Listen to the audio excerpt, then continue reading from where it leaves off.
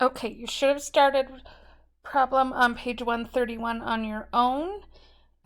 We'll talk a couple different ways that you could have solved it and see if I come up with one of the ways that you came up with. It's okay if we did different things, no problem. Okay, the first thing we need to do is read the problem carefully.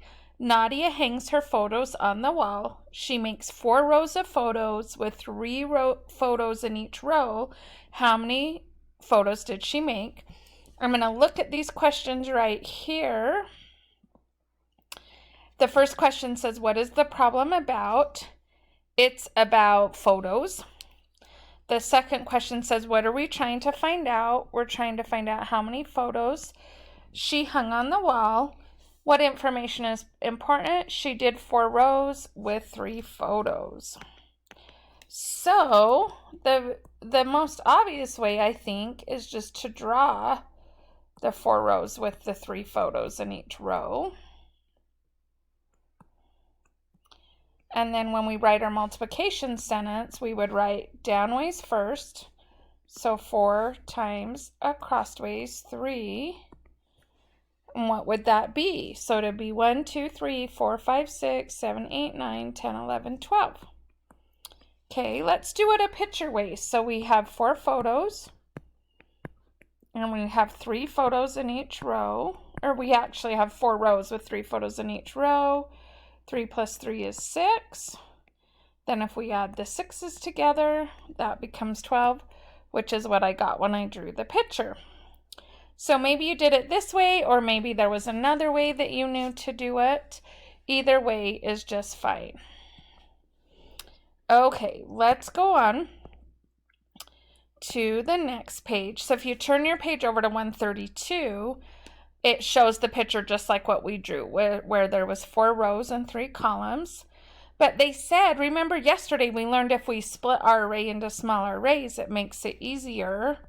So what they're showing on this one is instead of doing 4 times 3, which is what this picture's showing, they're doing 2 smaller arrays, which is 4 times 1 and 4 times 2 on this side. Because we know when we times by 1, it's the other number, so it's 4. When we times 2, we take our first number and double it. If you put those together, 8 plus 4 is 12. So they're saying instead of counting and going 1, 2, 3, 4, 5, 6, 7, 8, 9, 10, 11, 12, they are saying do a group of 4 times 1, a group of 4 times 2, and remember, add them together. Okay, let's go on. Okay, so this is your next page. So if we look at this page on here, it is page 133. So on page 133, there's some questions that we're going to answer together. So it says, look at the picture. How could you multiply to find the number of photos in the diagram? How could you find the product? Well, that's the first way we did it. And we could multiply 4 times 3, and we simply counted, right? We knew that 4 times 3 was 12 because we counted. So that's how you would do it in the picture. Then in the model it says what 2 numbers was 3 broken into to solve the problem? Well, 3 was broken into 2 and 1. What 2 multiplication equations would you get? Well, since the 4 stayed the same, it became 4 times 2 and 4 times 1.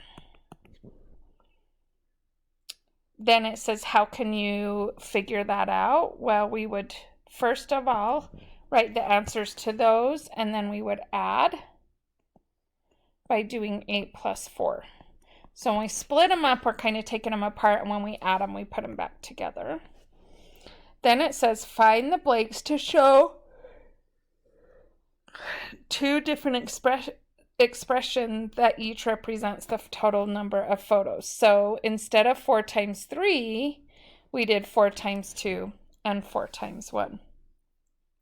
Go ahead and hit pause and make sure your paper matches my paper. Then hit play when you're ready to go on.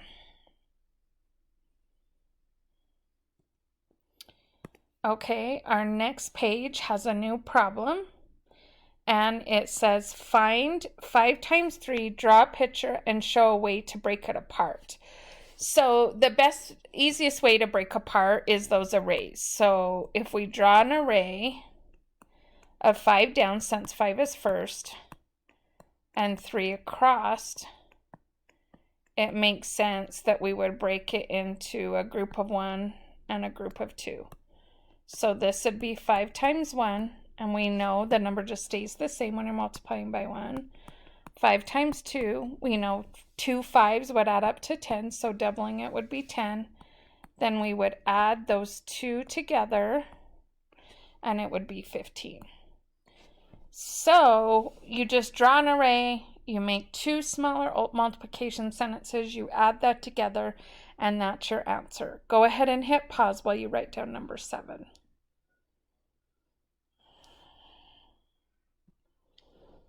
Okay, number 8. Number 8 says Cassie set up 9 tables with 3 chairs at each table for a pantry. How many chairs did she use? So she did 9 tables. 1, 2, 3, 4, 5, 6, 7, 8, 9. And she did 3 in each one. And we know that when we multiply by 1 and 2, it makes it easier. So I'm going to make myself a group of 1 and a group of 2. So this would be 9 times 1, which would be 9. 9 times 2, we double our 9. So 2 9s adds up to 18. Then we would do 18 plus 9. 9 in our head, 10, 11, 12, 13, 14, 15, 16, 17. Regroup the 1. 1 plus 1 is 2, so we get 27. Go ahead and pause this while you write down the answer to number 8.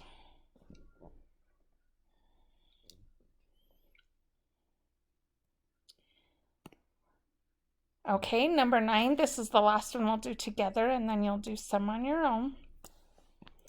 Okay, number 9 says, which expression can be used to find 8 times 3? So remember, if we took 8 times 3, we'd break this up into 2 and 1. So it would be 8 times 1 and 8 times 2. So we've got to find something that's 8 times 1 and 8 times 2. These don't work because those are plus instead of times. That one might work. That one might work. That one might work. This one won't work. Now if we look at it, the big difference is this middle sign right here. And we know after we break them apart, we add them, not multiply. So we're going to cross that one out. B and C actually both are the same problem. They multiplied 8 times 2 and then added it to 8 times 1. And the second one, they multiplied 8 times 1, added it to 8 times 2. Either way, you're going to get the same thing because it's the same numbers. So you'll mark B and C on that one. Okay, go ahead and hit pause while you fill that out. Okay, so now you need to do page 135 because we did page 134. So you're going to do page 135 and 136 on your own. If you have any questions or need any help, let me know during live and I can help you with it. Good luck.